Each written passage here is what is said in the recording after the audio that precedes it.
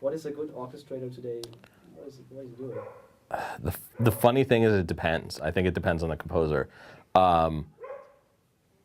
Definitely a good orchestrator is someone who can interpret in a sketch, whether it be, it may be a sketch of a mock, it may be an audio sketch, it may be a synthesizer sketch, it may be a piano sketch. In the case of, somebody like Grusin, it may be a 6-line sketch like Williams would write, and be able to look at the sketch and interpret it and figure out exactly what the composer meant in his mind. But now, I mean, there's all different kinds of sort of job descriptions when it comes to orchestration. One of the things that the orchestrators do, especially a lot of times now, is deal with things like playability.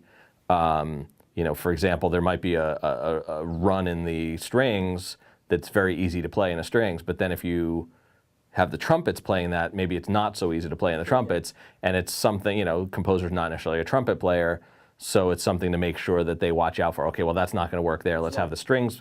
Yeah, so that's part of what's going on here. And then a lot of the orchestration now has to do with, filling, sorry about the dogs, but, filling things out in terms of, doubling and making sure all the instruments are doing certain things and keeping it a thickness. And a lot of it has to do with just time. I was an orchestrator for Cayman.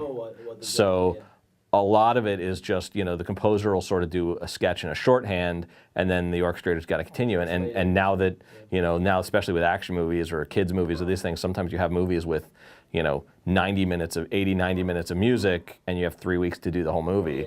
The only way that can happen is with really great orchestration. So it's a big help. So how did you guys actually come together?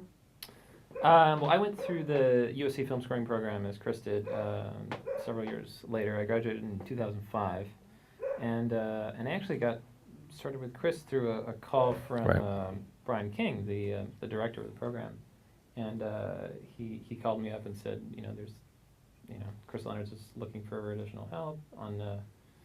At the time, it was Shark Bait. I think you were looking for specifically just help with finishing that score because you're working on Supernatural and that was busy little, and everything was sort of converging at the same time. That's right. And Brian said, he referred me, and I showed up. Now you have your own studio room. I was gonna say I haven't let him leave you since, so there you go. No, I've been very, very lucky. It's been really great. I would not have a career if it wasn't for this man. So it's actually nice to see that this is like a big, kind of family studio here. It's like, the next composer's next room, just like, a little kind of remote control production, but just more comfortable. So I don't know. Definitely. That's kind of our thought. I think my partner Tim and I, who were actually partners at USC, when we were writing, when we were studying with Elmer, both of us were studying with Elmer.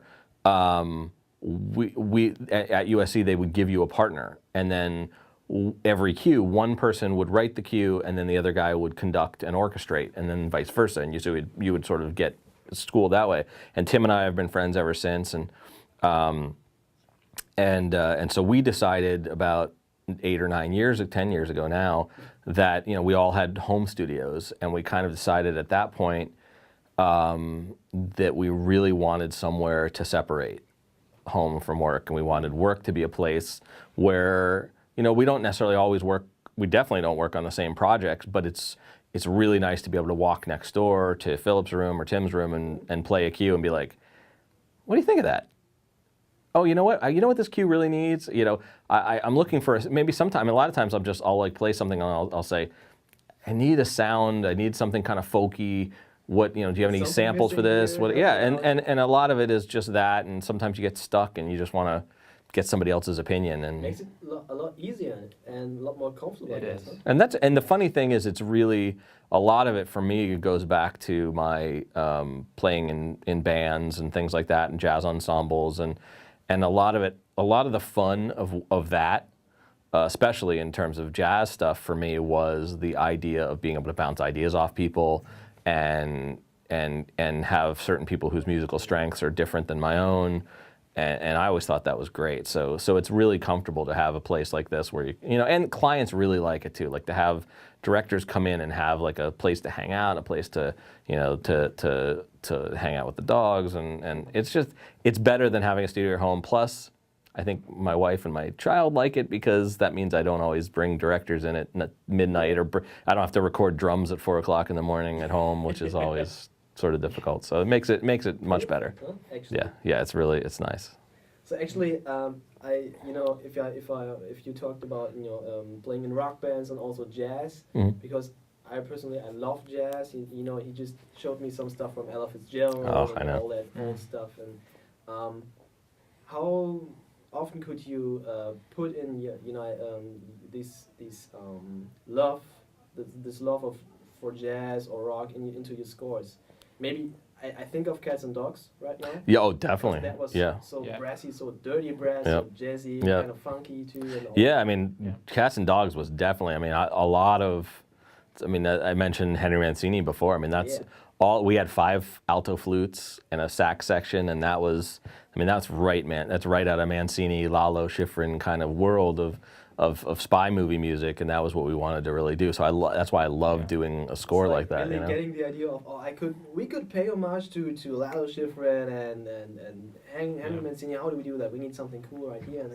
Yep, and that's I love to do that, and you know, that's one of the things that we've been really lucky to be able to do music for things like Bond, The Godfather game, where, you know, Cats and Dogs, all these things where we get to take what I would consider to be the best film music styles, you know, some spy movies and action movies and gangster movies, and be able to sort of do our own version of that is awesome. Because it's fun. Yeah, exactly. Yeah. That's all it is. It's just fun, and fun. It's awesome. So every time I think of, you know, Quantum of Solace and all that stuff, and when I think of, you know, Philip White, I always have a guitar in my head. Are you a guitar player?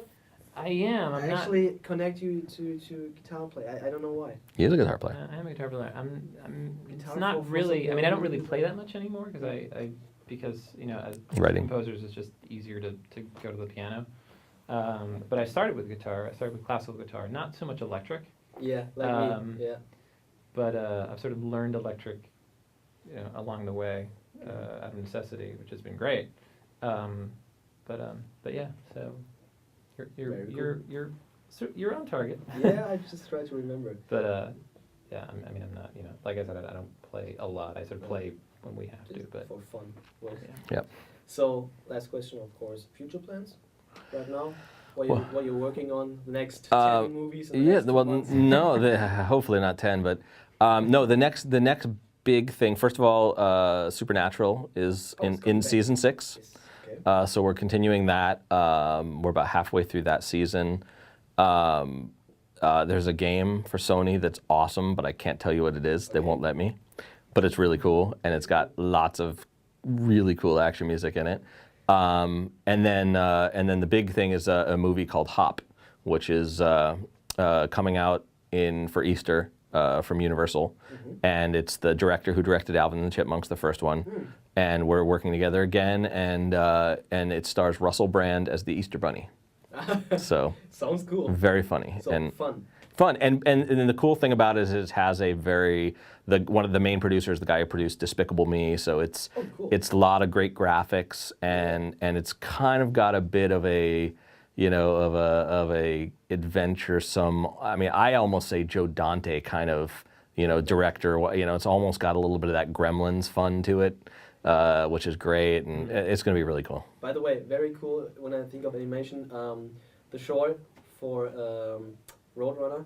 Oh, that was awesome. Fun. It was just like bringing back the old things, you know. Yeah. Yep. I think I'm doing 3 more of those next year. Yeah. Perfect. Great to hear. So yeah. So it'll be really great. So looking forward to hear from you. Absolutely.